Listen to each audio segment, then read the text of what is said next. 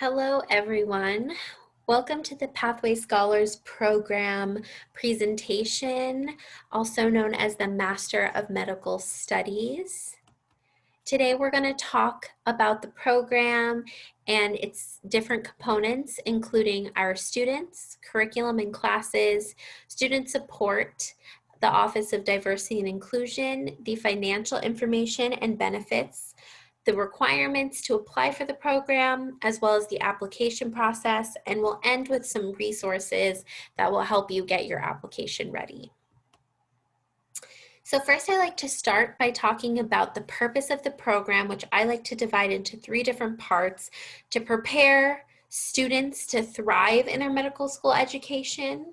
And how do we do that? By providing the resources, learning plans, and skills necessary to be successful in medical school. And that is in our overall goal to promote diversity within the physician workforce. So throughout this presentation, you'll see four different pillars or themes kind of emerge, which is really what we consider to be the four pillars of our program. So that is academic support, research, leadership development, and clinical experience. But first, let's talk about our students. So I always like to start with this snapshot of just the different years of students that we've had thus far. So you'll see all of the different cohorts that we've had represented so far, and just kind of giving you an idea of who is in our program and what that looks like. So another way to look at that is by looking at what our students are interested in, and I like to show that by representing in this graphic all of the different organizations that are now alumni are a part of and lead as medical students. So you can see there's a diversity of students and interests represented within our program. But first, let's just rewind a bit to talk about the basics. So this program is a year long from July to May. It is a full-time program, so you will be expected to commit a full-time workload to the program. We accept currently in the past up to 10 students each year. And those students enter as a cohort. So meaning all of the students enter into our Pathways program together and then complete the Pathway program and continue throughout their 4-year medical school journey together as well. And just to clarify, our program is located at the University of Arizona Phoenix campus. So no, commuting will be required to Tucson. All courses, rotations at clinics, lectures, etc., will all be held at our biomedical campus downtown in Phoenix. Now here's a snapshot of our Master of Medical Studies program academic year calendar for the year 2020 through 2021. And we'll go through this in depth to talk about the different courses that you would take as a Pathway Scholar student. So just to give you this snapshot, this is what the calendar year looks like. So you'll see represented in all of these classes will be about 31 credits. Some, as you can see, are ongoing, basically throughout the entirety of your Pathway year. Some are broken up into different blocks or courses. We kind of use those terms interchangeably. But you will notice that you do get a fall, winter, and spring break as part of this academic year as well. So another way to kind of break up the different classes you take is to look at it through this lens, which is who you're taking those classes with. So some are just within your cohort. So that's your leadership learning, principles of organ systems, scholarly project. Those classes are taken within your Pathways cohort. So it'd just be you, Pathway and specific instructors, as well as the other Pathway students of that cohort year.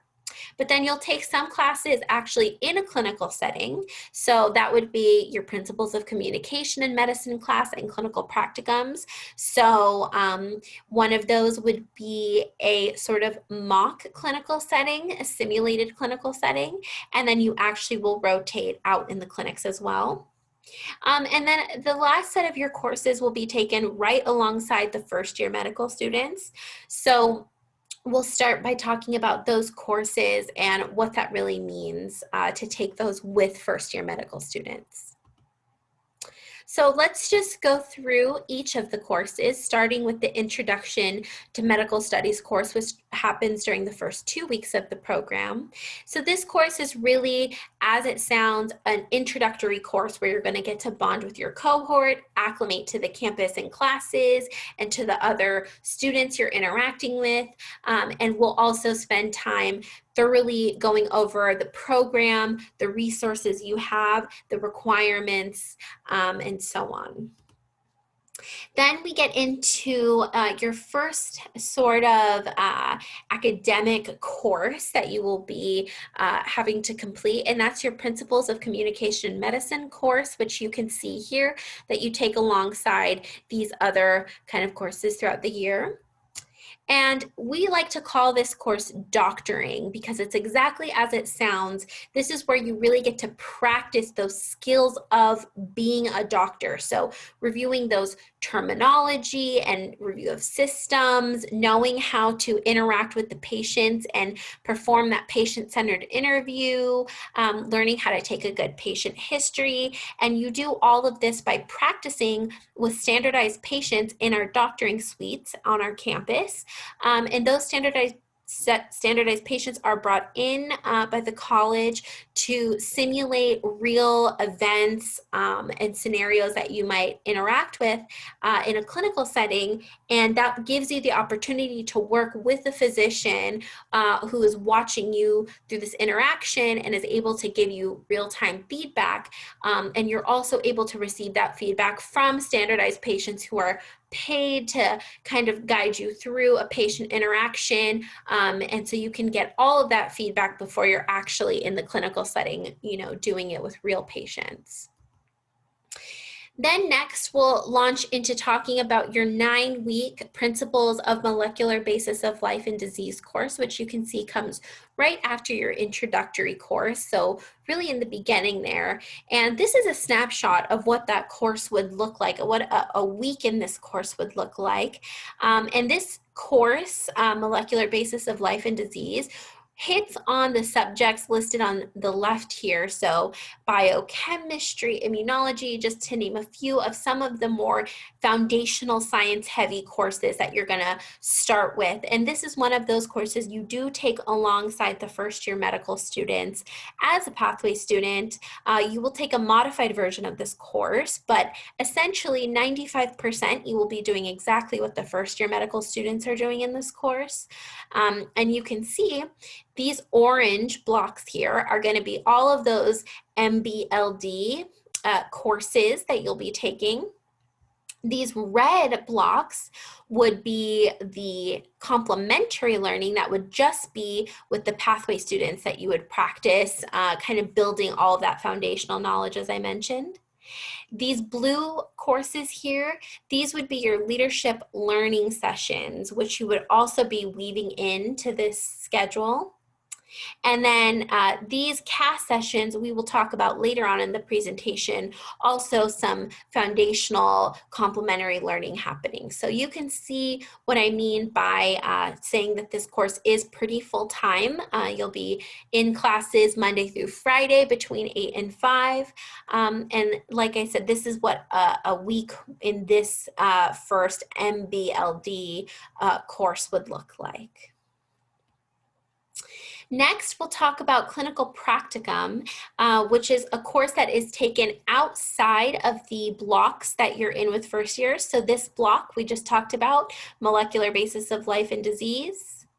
And this block, which we will talk about, those are taken with first year medical students. So in between, when you're just in classes with other pathway students, as seen down here, you'll be in these clinical practicum courses, which are broken up into kind of two sections where you will actually be rotating at clinics. So in line with the values of our program, we do have students rotate at clinics in underserved areas. So currently we're working with the Wesley and Golden Gate clinics.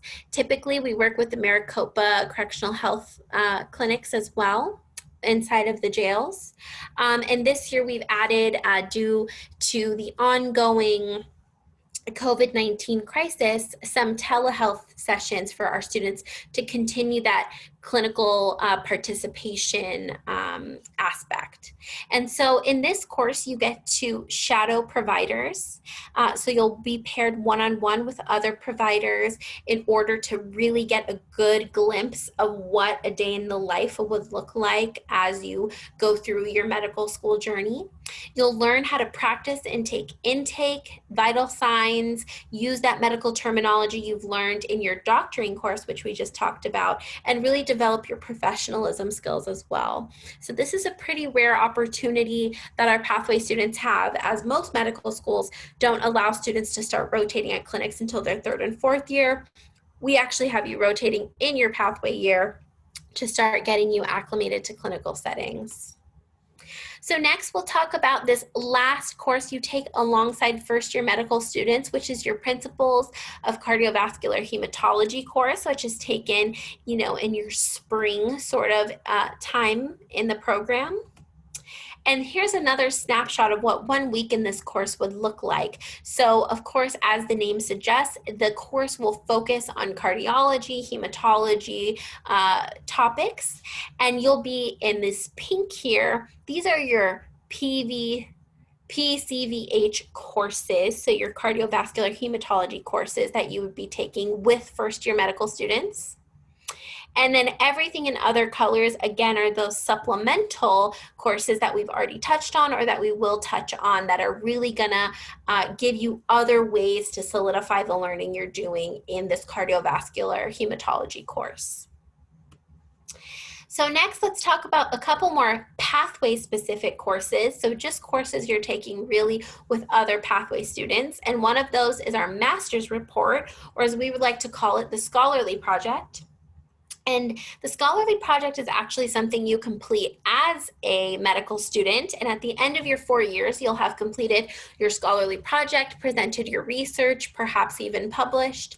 And so knowing that that is ahead of you in medical school, we've decided to make this a required component for our pathway students to start on this scholarly project by identifying a mentor, developing a research question and prospectus, and then presenting that to a panel so that they can receive feedback, and then you can continue to use that over the next 4 years. So really, this is great in getting ahead because you will already have developed the foundation of this project by the time you're a first year medical student, if you choose to continue on with this same project.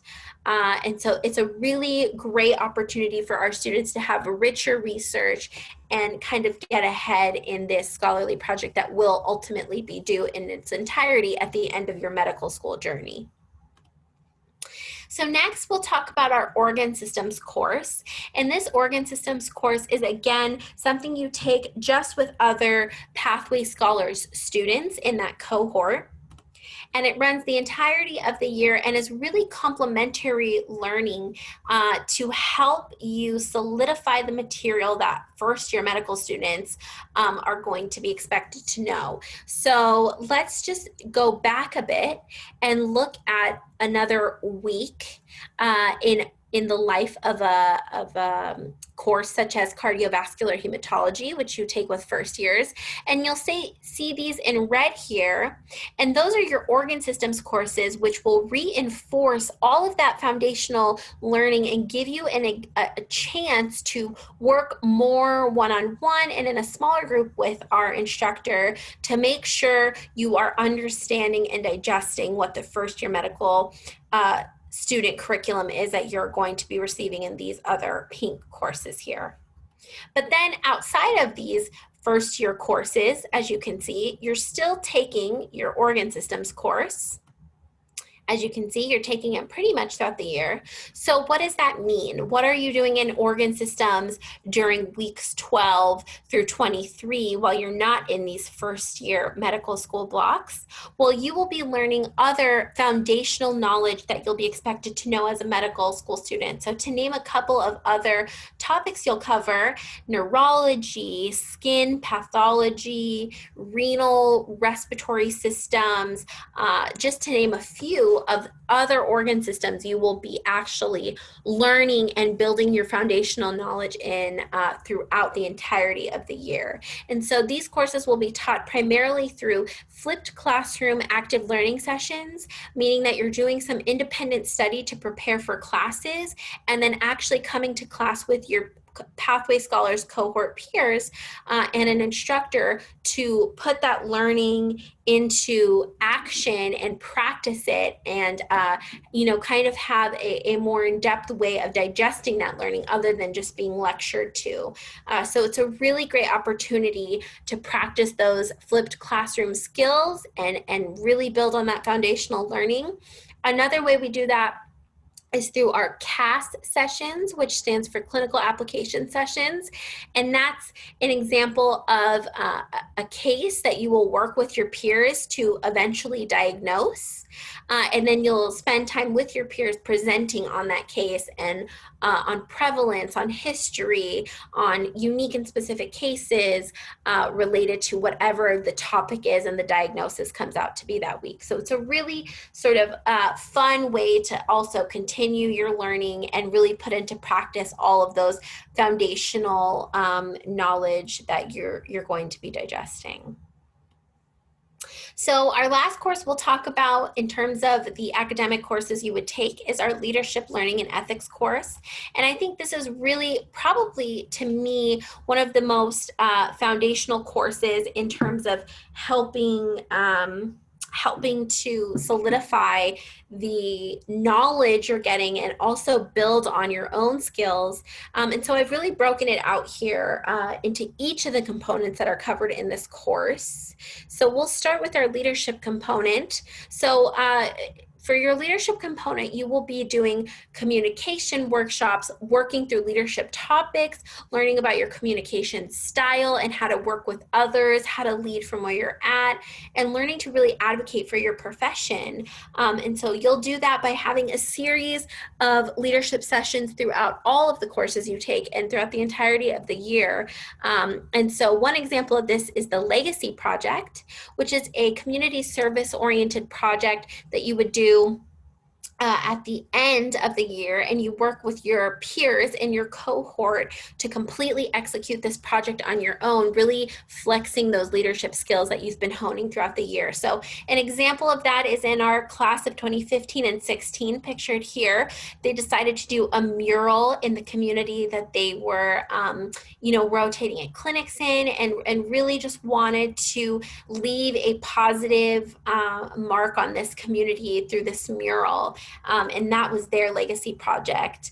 But another example is our class of 2017 and 18 who decided to do a small library and a STEM education center in the clinics they were rotating at. So again, just another way to have an impact on the community in a positive way that's even outside of, purely just medical school. So it's a really great activity. But the other part of this course is the learning component, which is really important and foundational for our students.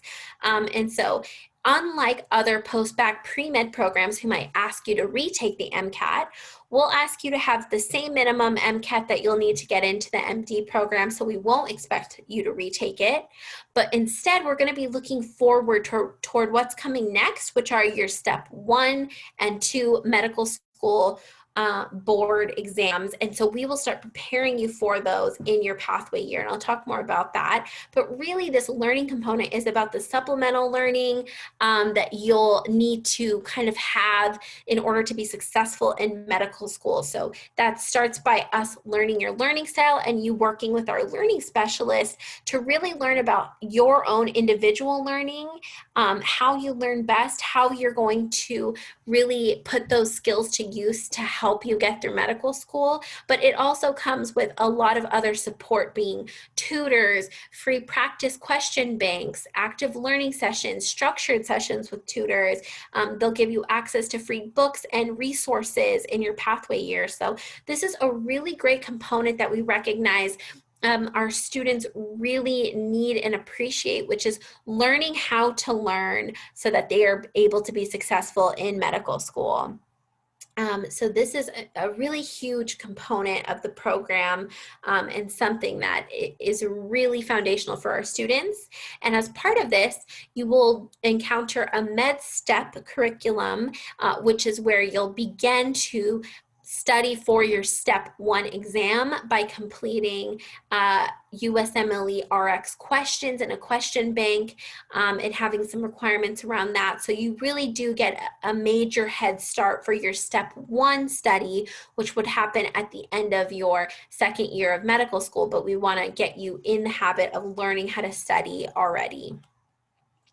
And last but not least is the ethics component to this course, which is a really great and important theme that you will have throughout medical school as well, where you will work with our bioethicist and you'll be given ethical dilemmas, and you'll learn how to deal and prepare with those hard patient interactions that you are inevitably going to have, and approach that with compassion and empathy and a professional socialization angle as well.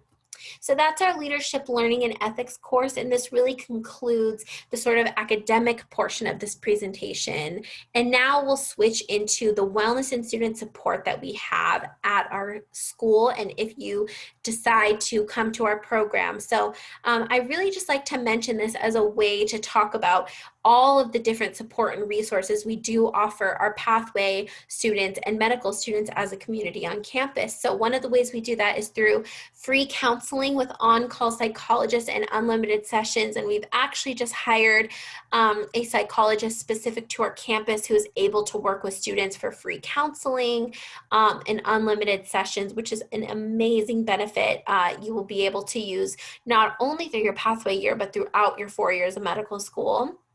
But more specific to the pathway program, you already come in with some big siblings who are alumni of the program, who understand what your journey as a pathway student has been like, and they're able to kind of help you through those other things you have to navigate, like where to eat lunch, what the best book to buy is, etc. You have that built-in community already as a pathway student, having those pathway alumni, now medical students, on campus interacting with you. But in addition to that, you also will have several other things accessible to you on campus: team building activities, mental health access, gym membership, other activities on campus that really, kind of underscores our school's value in ensuring that our students feel supported on our campus. Another way that I like to talk about the support offered to students is by highlighting our Office of Diversity and Inclusion, which we have for our College of Medicine Phoenix specifically. And they're able to do a lot of support for students by building community on campus through activities they hold on campus, and through volunteering they help facilitate with students outside of campus. But then they also are able to fund conference support for students who want to present or attend conferences that have a health disparity or diversity focus.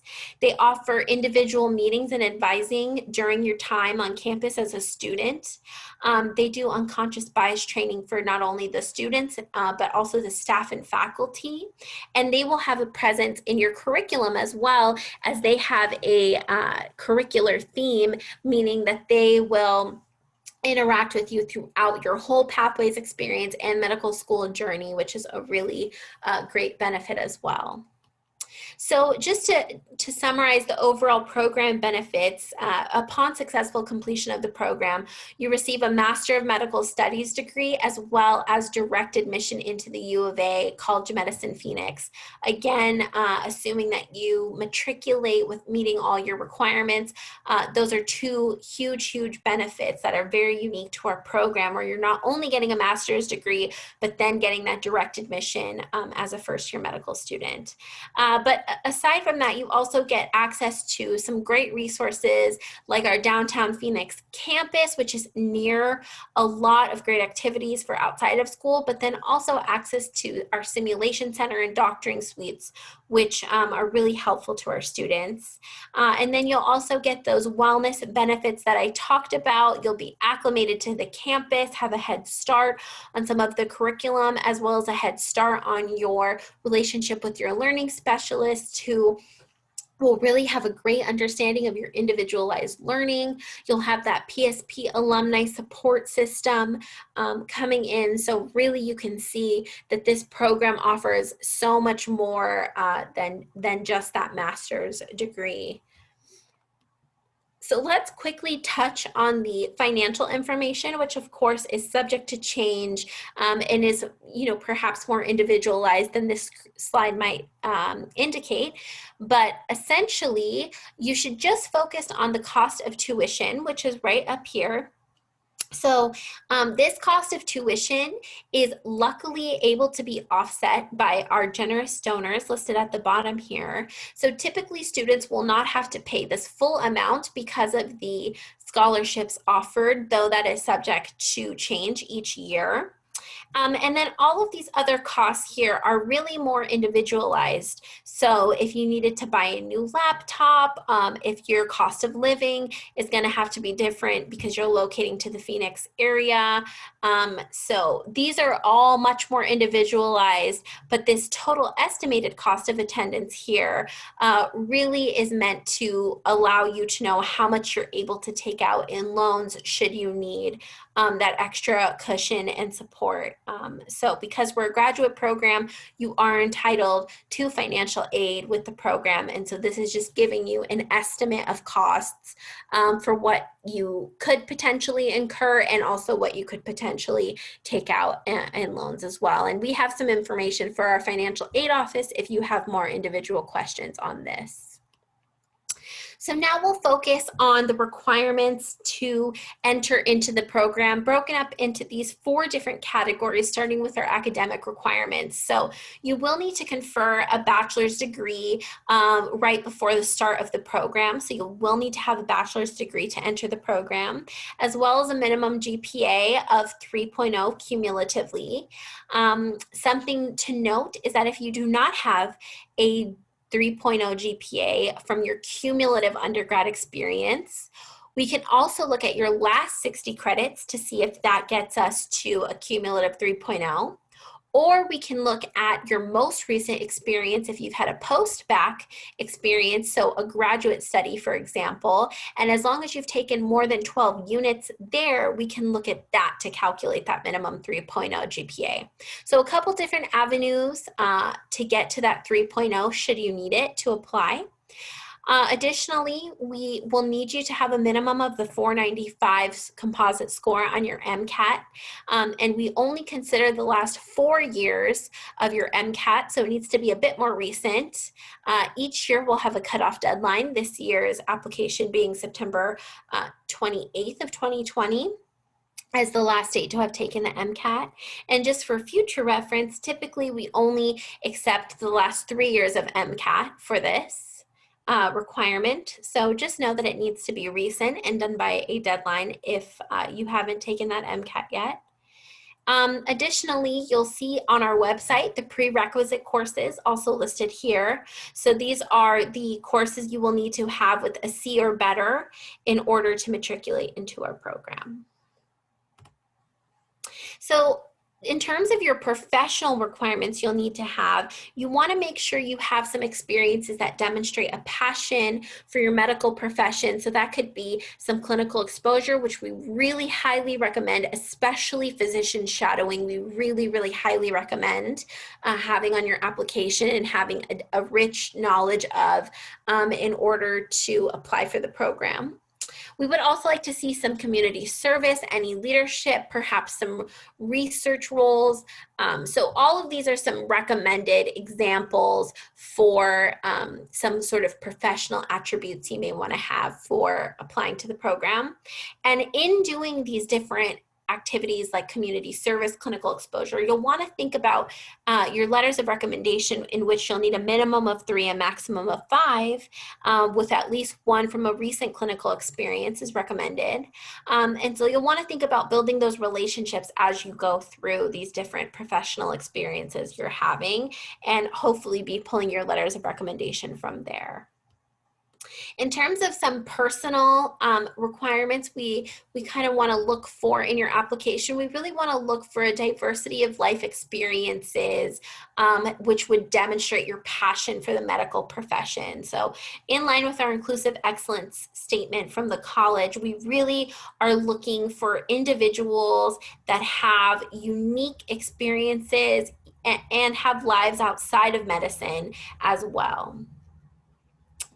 And just some other requirements, you will need citizenship, U.S. citizenship or permanent residency to apply, as well as Arizona residency status to apply for our program. And you also will need to be able to obtain an Arizona state fingerprint clearance card in order to get into our program.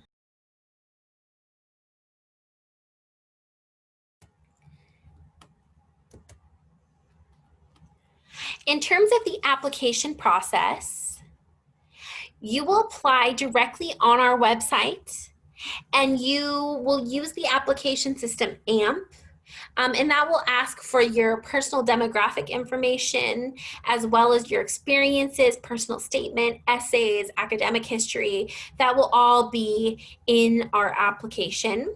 You'll need to upload your letters of recommendation, again, 3 to 5. And then on our website, you can also find our interview process, which I'll talk a little bit about as it's different this year being virtual. But first, let's just kind of go through some dates. So it's important to note that you'll need to, again, take that MCAT by September. In October is when our applications open. December 14th will be the deadline for this year of when our application and letters of recommendation are due. Then in February, March, we will host virtual interviews. So you will expect to do a virtual interview for this application year specifically around this time, February, March. And then classes would start in July of 2020 for this next academic year, 2020-2021, 2022. Again, making sure that your MCAT is within that range, and that your letters of recommendation are in there with all of those specific requirements as well. So just to kind of touch on the selection process, we really do have a holistic review of our admissions process.